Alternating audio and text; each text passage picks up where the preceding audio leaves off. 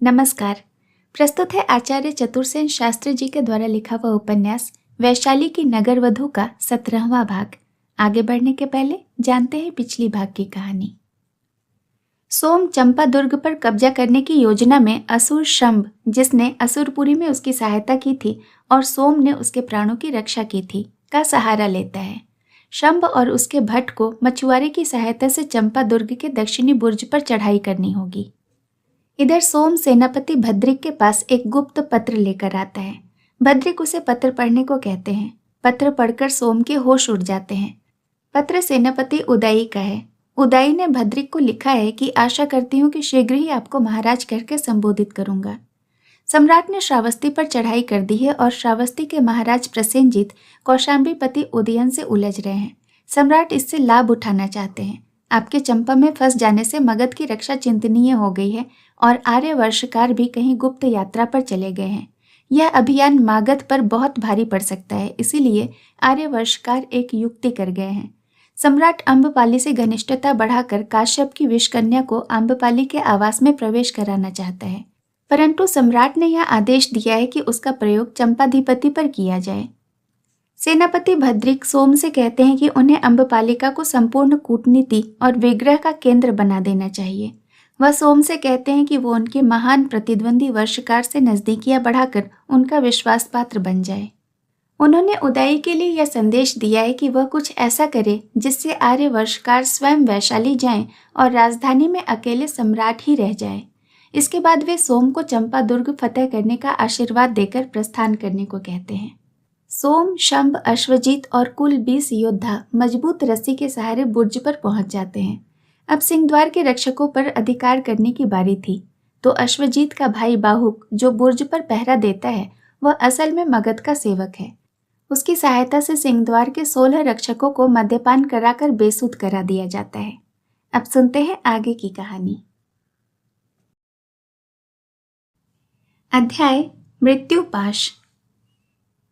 महाराज दधिवाहन कुंडनी के उज्जवल उन्मादक रूप पर मोहित हो गए। कुंडनी के यौवन, मत्त नयन और उद्वेगजनक होष्ठ, स्वर्ण देह यष्टि, इन सब ने महाराज दधिवाहन को कामांध कर दिया। वे उस पर मोहित होकर ही उसे अपनी कन्या चंद्रप्रभा की सखी बनाकर रंगमहल में लाए थे। पर जब उन्होंने जाना कि वह कुमारी है और पशुपुरी का वह रत्न विक्रेता कोई ऐसा वैसा व्यक्ति नहीं है, सम्राटों के समकक्ष संपत्तिशाली है, तो महाराज के मन में रत्न विक्रेता की कन्या से विवाह कर लेने की अभिलाषा जागृत हो गई। आज बैशाखी पर्व का दिन था।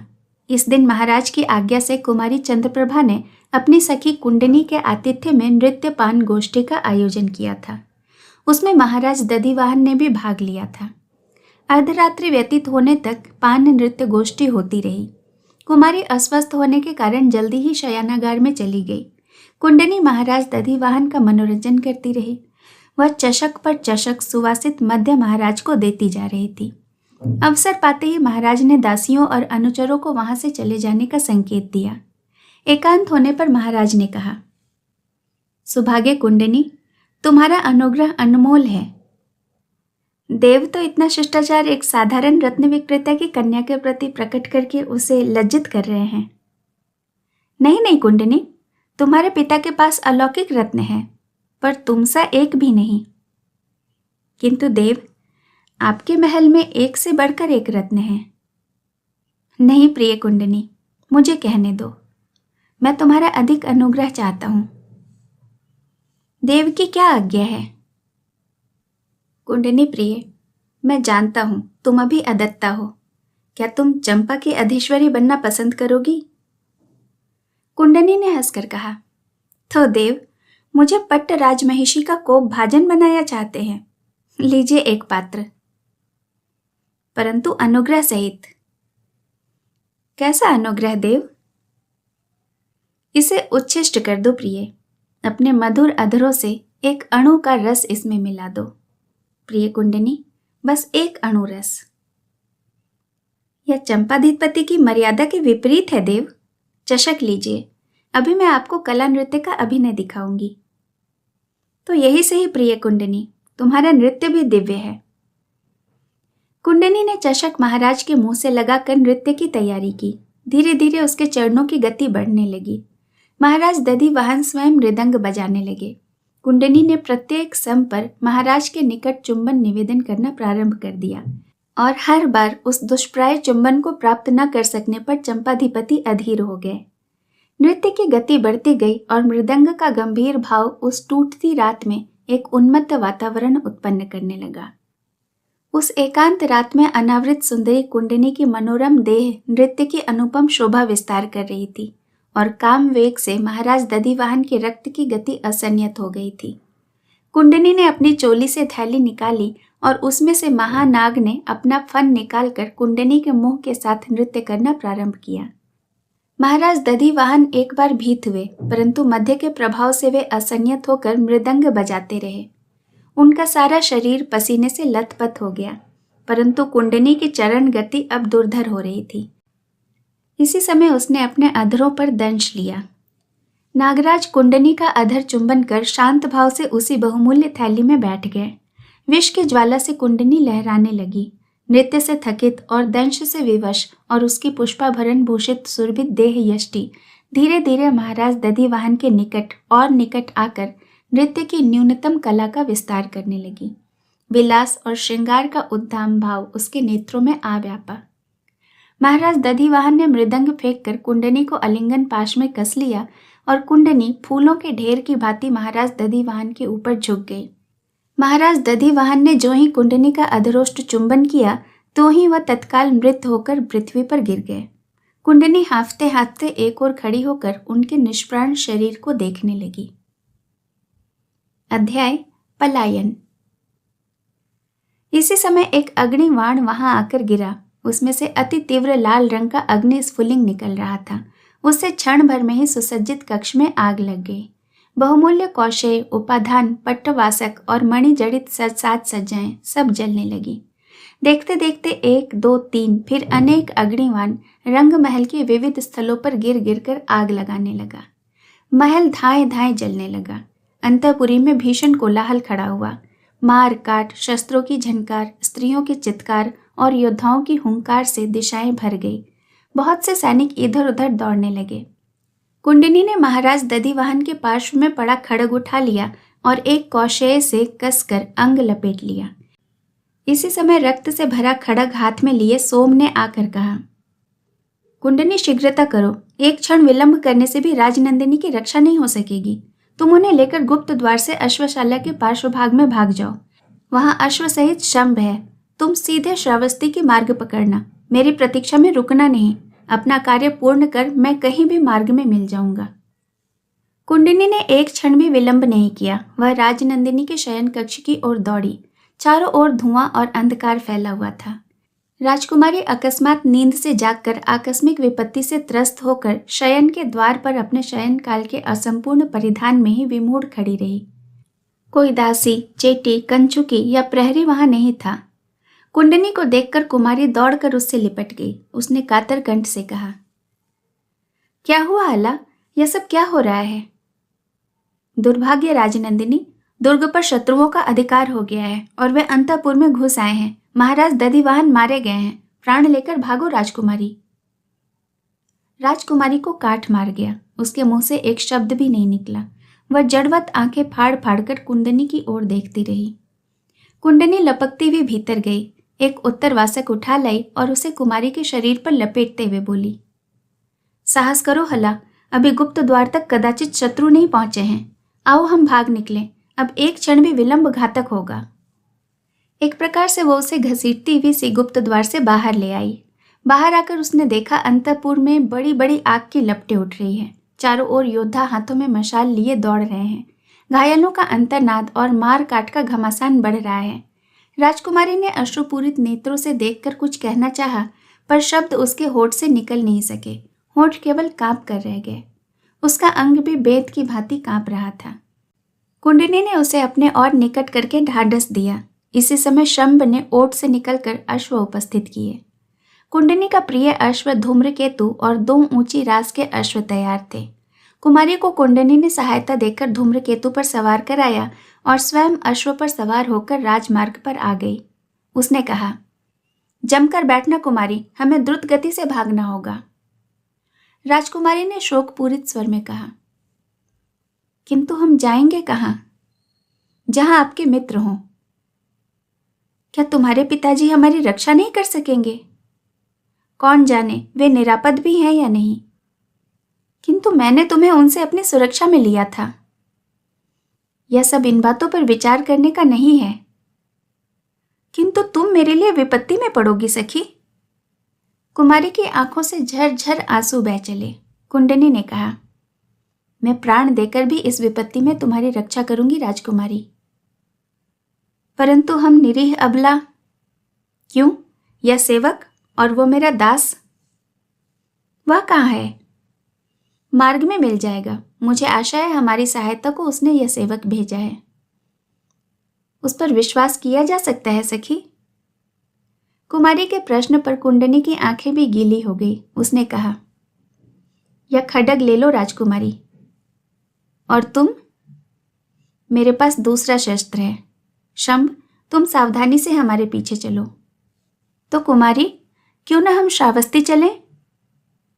वहीं चलो सखी, वहां भगवान महावीर हैं, मेरे गुरु हैं। तब तो बहुत अच्छा है। उसने अश्व को संकेत किया। आलिस जानवर हवा में तैरने लगा। उनका धूम्रकेतु समुद्र पार के द्वीप से उपाने में आया हरे तोते के रंग का अद्भुत अश्व था। उस जाति के अश्व बहुत दुर्लभ थे। उसकी गति विद्युत के समान और देह की दृढ़ता वज्र के समान थी। तीनों अश्वारोही तेजी से बढ़ते चले गए। दिन का प्रकाश फैल गया। देखते ही देखते सूर्योदय हो गया। उसकी सुनहरी किरणें दोनों अश्वारोहियों के थकित चेहरों पर पड़कर उपहास सा करने लगी। शंभ ने इधर उधर देखा। उसने देखा सामने एक पर्वत के श्रृंग पर सोम वस्त्र खंड हिला हिलाकर संकेत कर रहे थे। शंभ ने देखकर हर्ष से चित्कार कर उधर ही अश्व फेंका। दोनों बालाओं ने भी उसी का अनुगम किया। चलते चलते कुंडनी ने कहा, वहां मीठा पानी, वनफल और आखेट अवश्य मिलेगा। परंतु राजनंदिनी बोलने की चेष्टा करके भी बोल न सकी। अध्याय चंपा का पथ। दुर्ग के दक्षिण बुर्ज पर मागध तुरही बजते ही दुर्ग के सिंह द्वार पर आघात हुआ। प्रहरी मध्य से अचेत थे। एक दो कुछ सचेत थे। उन्होंने कहा, कौन है? बाहुक ने कहा, पिशाच होगा। एक चषक मध्य मांगने आया है, वह मैं नहीं दूंगा। तुम पियो मित्र। उसने भांड प्रहरी के मुंह से लगा दिया, परंतु भांड में एक बूंद भी मद्य नहीं था। प्रहरी को भी पूरा होश न था। उसने भांड में हाथ डालकर कहा, तुम गधे हो सामंत, मद्य यहाँ कहाँ है? क्या मैं गधा हूं? ठहर पाजी। बाहुक ने उसकी गर्दन में बांह डालकर गला दबोच दिया। प्रहरी दम घुटने से छटपटाने लगा। इसी समय पेट के बल रेंगते आकर एक आदमी ने खड़ग उसके कलेजे में पार कर दिया। उसी क्षण 3-4 आदमी इधर उधर निकल आए और उन्होंने प्रहरी के वस्त्रों से चाबी निकालकर द्वार खोल दिया। जो 1-2 प्रहरी अब भी होश में थे, उन्होंने कुछ बोलने की चेष्टा की, परंतु वे तुरंत मार डाले गए। फाटक खुल गया और सेनापति धड़धड़ाते हुए दुर्ग में घुस गए। उन्होंने दौड़कर दक्षिण बुर्ज पर मागध झंडा फहरा दिया।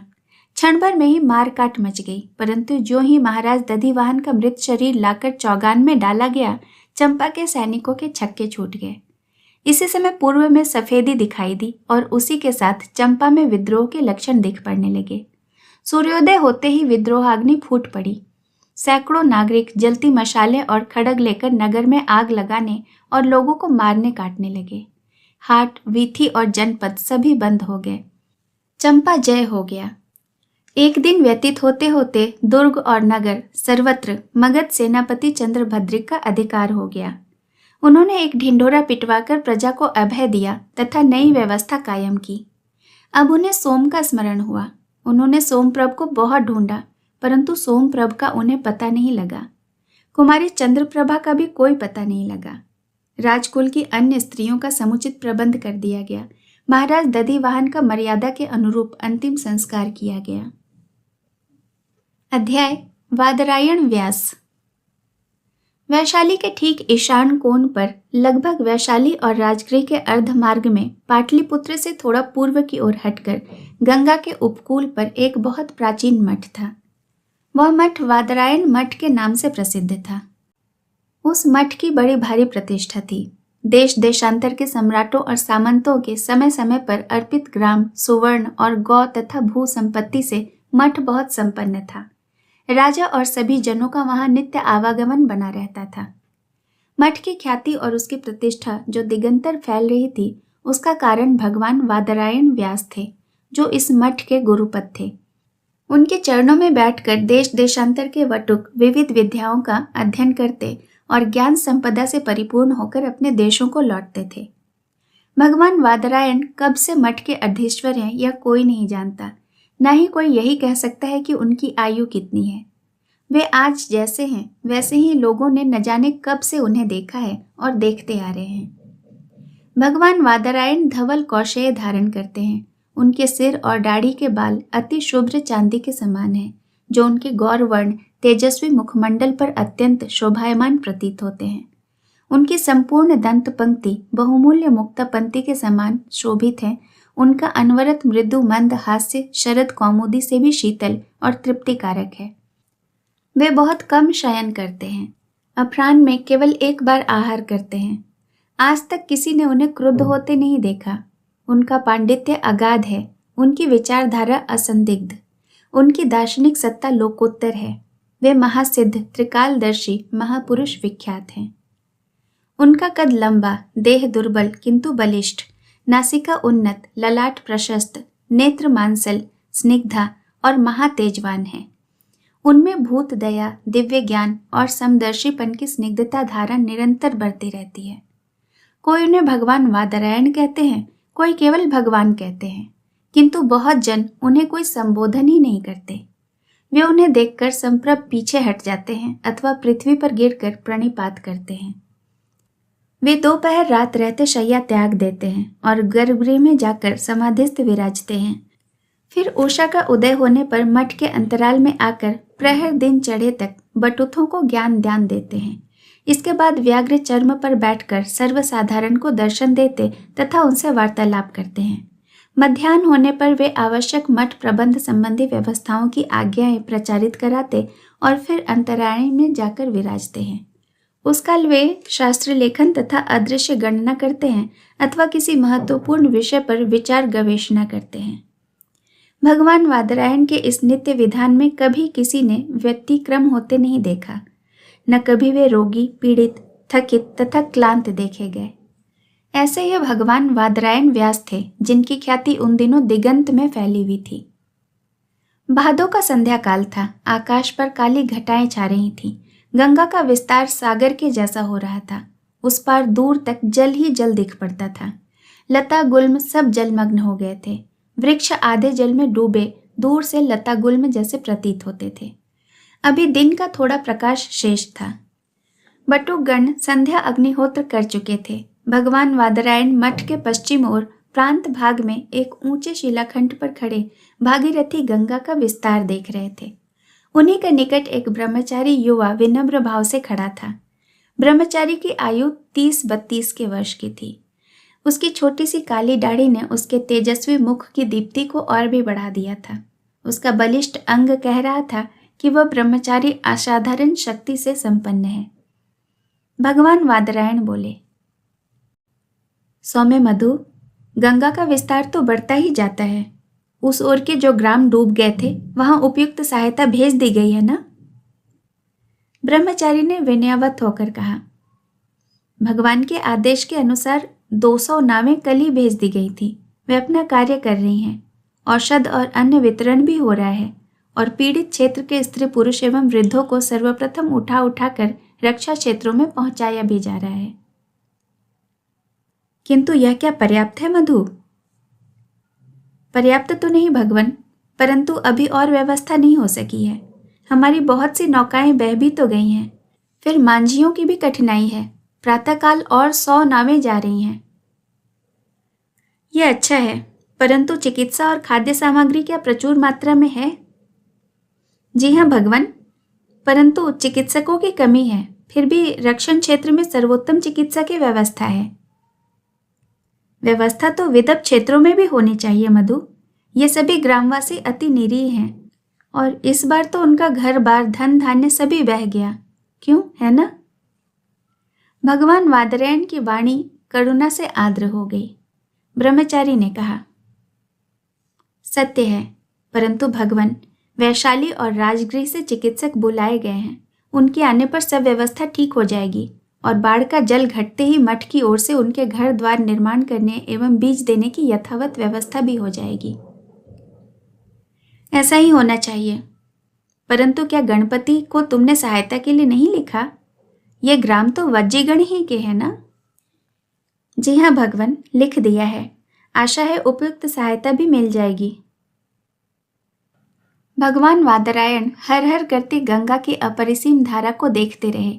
फिर कुछ देर बाद स्निग्ध स्वर में कहा, ठीक है मधु, सांध्यकृत का समय हो गया है, चलो अब भीतर चलें।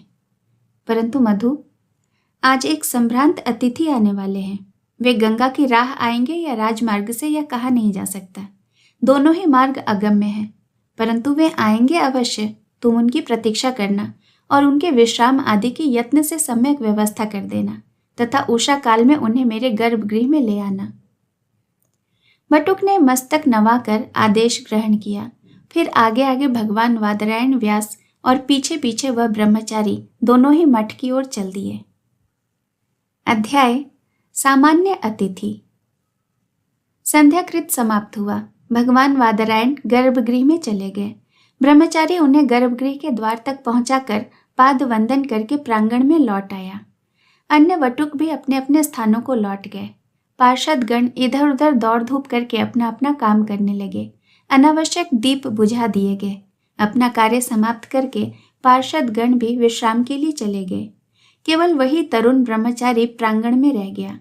पार्षदों को उसने कुछ आवश्यक आदेश दिए। गुरुपद के आदेशों की पूर्ति भी उसने यथासाध्य की। फिर वह एक मरमर स्तंभ पर पीठ का सहारा ले एक व्याघ्र चर्म पर चुपचाप बैठकर कुछ चिंतन करने लगा। आकाश में बादल घिर रहे थे। उनके बीच कभी कभी चतुर्थी का क्षीणकाय चंद्र दिख पड़ता था, जिससे रात्रि का अंधकार थोड़ा प्रतिभासित हो उठता था। एकाध तारे भी कभी कभी दृष्टिगोचर हो जाते थे। ब्रह्मचारी कभी आंखें बंद किए और कभी खोलकर देख लेता था। उसका ध्यान गुरुपद की आज्ञा पर था। कौन वह सामान्य अतिथि आज रात को आने वाले हैं जिनके लिए गुरुपद ने इतने यत्न से आदेश दिया है? उन्हीं की अभ्यर्थना के लिए उसने हठपूर्वक रात्रि जागरण करने का निश्चय कर लिया। 2 दंड रात्रि व्यतीत होने पर उस नीरव रात्रि में उसे प्रतीत हुआ जैसे सुदूर पर्वत उपत्यका से कुछ अस्फुट स्वर रुक रुक कर आ रहा है। थोड़ी ही देर बाद वह सावधान होकर सुनने लगा। वह समझ गया कि अश्व पद की ध्वनि है। अश्व एक नहीं, अधिक हैं। कुछ ही देर में मठ के पीछे के प्रांत द्वार पर प्राचीर के निकट कुछ आहट प्रतीत हुई। वह समझ गया कुछ अश्वारोही उधर आए हैं। वह झटपट अपने उत्तरवासक को कमर में लपेटकर मठ के प्रांत द्वार पर गया। अंधेरे में पहले कुछ दिखा नहीं, फिर देखा कोई 10 हाथ के अंतर पर एक मनुष्य की छाया है। पार्श्व में 2 अश्व हैं। उसने दोनों हाथ ऊंचे करके कहा, भंते अतिथि, आपका मठ में स्वागत है। मैं भगवान वादरायण के आदेश से आपके स्वागतार्थ प्रतीक्षा कर रहा था। ब्रह्मचारी के वचन सुनकर छाया मूर्ति अंधकार से आगे बढ़ी। मंदिर के क्षीण आलोक में ब्रह्मचारी ने देखा कि वह वृद्ध भट्ट है। उसके शस्त्र तारों के क्षीण प्रकाश में चमक रहे थे। वृद्ध ने मस्तक झुकाकर ब्रह्मचारी को अभिवादन करके कहा, हमें क्षमा करना भंते, मार्ग में बहुत वर्षा होने से हमें अति विलंब हो गया और असमय में आपको कष्ट देना पड़ा। कोई हानि नहीं, भगवान ने मुझे प्रथम ही आदेश दे दिया था। परंतु इतना कहकर भी ब्रह्मचारी कुछ असमंजस में पड़ गया। वह सोचने लगा, यह साधारण वृद्ध भट्ट ही क्या वह सामान्य व्यक्ति है जिसने उसे भंते कहकर और अभिवादन करके अपनी लघुता प्रकट की है? वो ध्यान से आगंतुक को देखने लगा। आगंतुक ने कहा, भगवान वादरायण त्रिकालदर्शी हैं, और तब पीछे खड़ी दूसरी छाया मूर्ति की ओर देखा। ब्रह्मचारी ने अभी उसे नहीं देखा था। वह छाया मूर्ति भी आगे बढ़ी। ब्रह्मचारी उसे उस धूमिल प्रकाश में देखकर स्तभित हो गया। वह स्वप्न में भी नहीं सोच सका कि जिस सामान्य व्यक्ति की वह प्रतीक्षा कर रहा था वह कोई महिला है। उसने एक ही दृष्टि में देखा, महिला असाधारण सुंदरी और गौरवशालिनी है। उसने आगे बढ़कर युवा ब्रह्मचारी से मधुर शब्दों में कहा, भंते ब्रह्मचारी, हम लोग बहुत थक गए हैं, वस्त्र भी सब भीग गए हैं, अश्वों को भी दाना पानी नहीं मिला है। कष्ट करके अभी हमारे विश्राम की व्यवस्था कर दीजिए। प्रभात में हम भगवान वादरायण की पाद वंदना करेंगे। असुविधा के लिए क्षमा कीजिए। तरुण ब्रह्मचारी को जब गुरुपद ने आग्रह पूर्वक एक संभ्रांत अतिथि के आने का संकेत किया है, तब वह अवश्य ही कोई महामहिम अतिथि होगा, ऐसा समझकर युवक विनय से बोला। देवी इधर से पधारें। आगे आगे ब्रह्मचारी और उसके पीछे पीछे अतिथि पेचीदे मार्गों से घूमते हुए मठ के भीतर प्रांगण में आए। वृद्ध भट्ट ने संकोच से कहा, किंतु अश्व? उनकी व्यवस्था हो जाएगी, आप चिंता न करें। फिर कोई नहीं बोला। ब्रह्मचारी ने एक सुसज्जित कक्ष में अतिथियों को ला खड़ा किया। कक्ष में विश्राम और सुख के सभी राजसी साधनों को देखकर अतिथि स्तब्ध रह गए।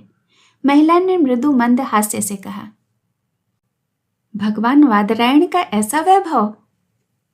ब्रह्मचारी ने संकुचित होकर कहा, समुचित व्यवस्था नहीं कर सका। गुरुपद ने संध्या समय ही आदेश दिया था। आपको कोई आवश्यकता हो तो कहिए। नहीं नहीं, कुछ नहीं, हमें केवल विश्राम की ही आवश्यकता है।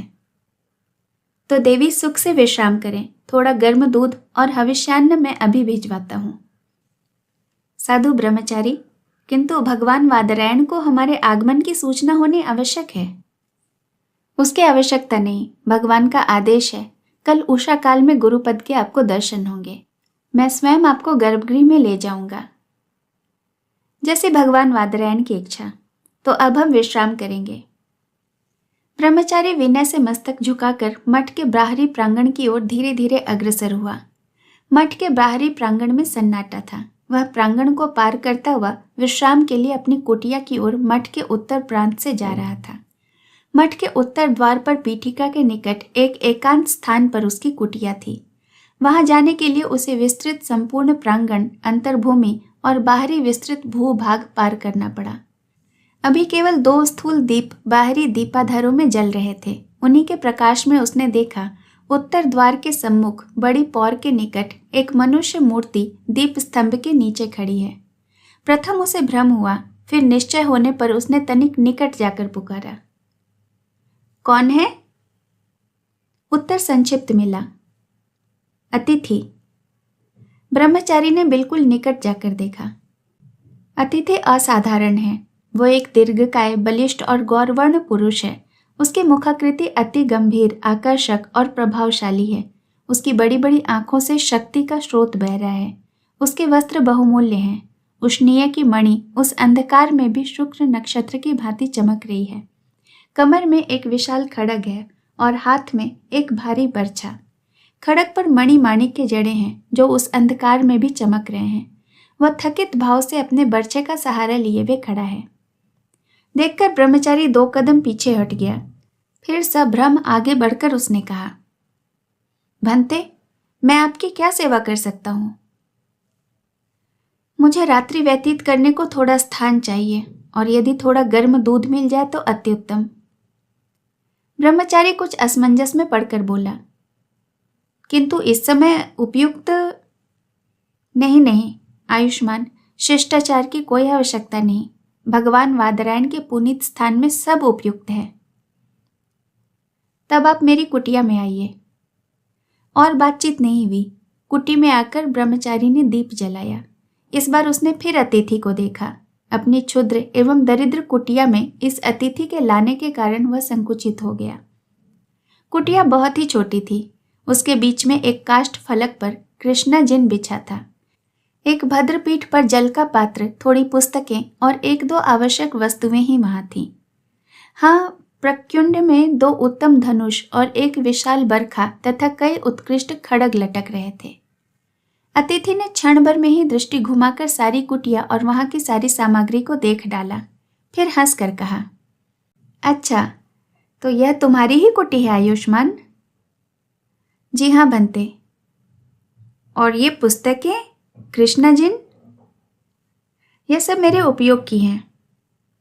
बहुत ठीक, परंतु ये शस्त्र? उन्होंने हठात एक धनुष को दीवार से खींचकर क्षण भर में ही उसकी प्रत्यांचा चढ़ा दी। तरुण ने अतिथि के असाधारण सामर्थ्य और हस्त लाघव से चमत्कृत होकर कहा, कभी कभी गुरुपद मुझे अभ्यास कराते हैं।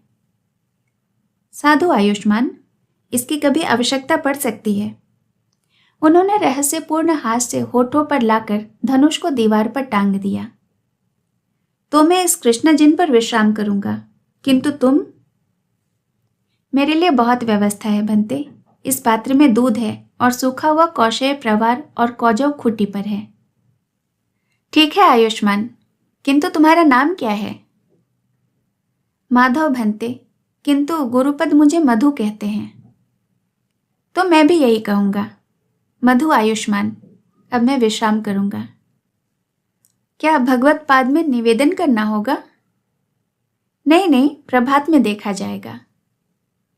बटुक क्षण भर कुछ सोचकर चला गया। वह सोच रहा था कि यह अधिकारपूर्ण स्वर से बात करने वाला तेजस्वी अतिथि कौन है, और वह असाधारण महिला।